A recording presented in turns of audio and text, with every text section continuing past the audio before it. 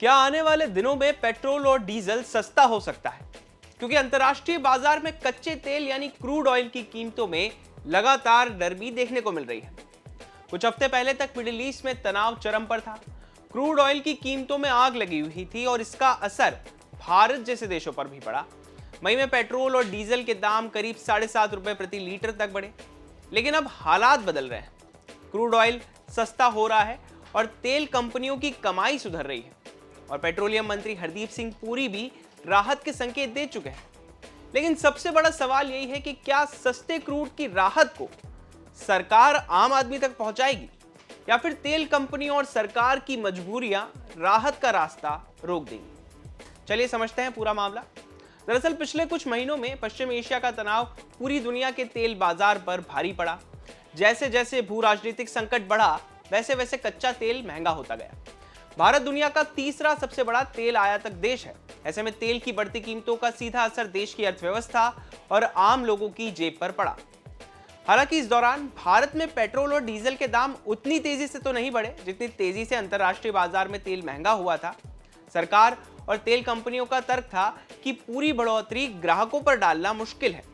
नतीजा ये हुआ कि सरकारी तेल कंपनियों पर दबाव बढ़ गया। उन्हें पेट्रोल, डीजल और एलपीजी बेचने में नुकसान झेलना पड़ा। लेकिन अब तस्वीर बदलती दिख रही है और यहीं से नए सवाल भी अब खड़े होने लगे।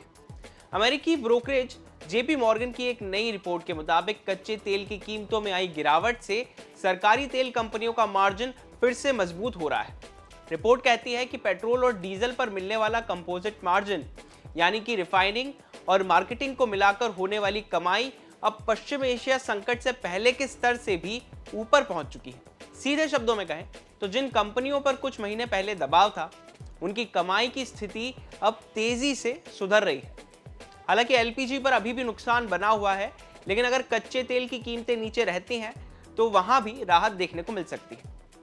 अब यहाँ एक दिलचस्प विरोधाभास है।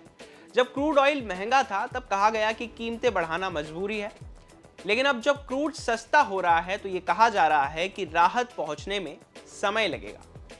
इसकी वजह पेट्रोलियम मंत्री हरदीप सिंह पुरी के बयान में भी मिलती है।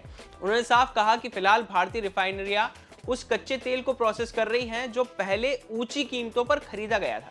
यानी अंतर्राष्ट्रीय बाजार में तेल सस्ता होने का फायदा तुरंत पेट्रोल पंप तक नहीं पहुंचने वाला, उसमें कुछ समय लगना तय है। मार्च में सरकार ने पेट्रोल और डीजल पर एक्साइज ड्यूटी में 10-10 रुपए प्रति लीटर की कटौती की थी ताकि बढ़ती वैश्विक कीमतों का बोझ सीधे जनता पर ना पड़े। विश्लेषकों का अनुमान है इस फैसले से सरकार को सालाना करीब 1.8 लाख करोड़ रुपए के राजस्व का नुकसान हो रहा है। दूसरी तरफ जेपी मॉर्गन का मानना है कि अगर कच्चे तेल की कीमत $80 प्रति बैरल से नीचे ही बनी रहती है तो दूसरी तिमाही से तेल कंपनियों की कमाई में और सुधार देखने को मिल सकता है। खास तौर पर बीपीसीएल और आईओसी को इसका ज्यादा फायदा मिलने की उम्मीद जताई गई। यानी फिलहाल आंकड़े ये बता रहे हैं कि तेल कंपनियों की वित्तीय सेहत सुधर रही है। अब सबसे बड़े सवाल पर आते हैं, अगर तेल कंपनियों की हालत सुधर रही है तो क्या पेट्रोल और डीजल के दाम भी घटेंगे? जवाब है इसकी कोई गारंटी नहीं है, क्योंकि कहानी सिर्फ क्रूड ऑयल की कीमतों की नहीं है। एक तरफ तेल सस्ता हुआ है, दूसरी तरफ तेल कंपनियों पर पिछले महीने कर्ज भी बढ़ा है। जेपी मॉर्गन खुद कहता है कि कंपनियों ने हाल के महीनों में काफी कर्ज लिया है और संभव है कि बढ़ते मार्जिन का इस्तेमाल पहले उस कर्ज को कम करने के लिए किया जाए। वहीं दूसरा बड़ा पेज भी सामने आता है। आज कंपनियों की कमाई इसलिए बेहतर दिख रही है क्योंकि सरकार ने एक्साइज ड्यूटी कम रखी हुई है। लेकिन जेपी मॉर्गन ने यह भी चेतावनी दी है कि भविष्य में एक्साइज ड्यूटी बढ़ाए जाने का जोखिम बना हुआ है, क्योंकि सरकार को भी राजस्व की जरूरत है।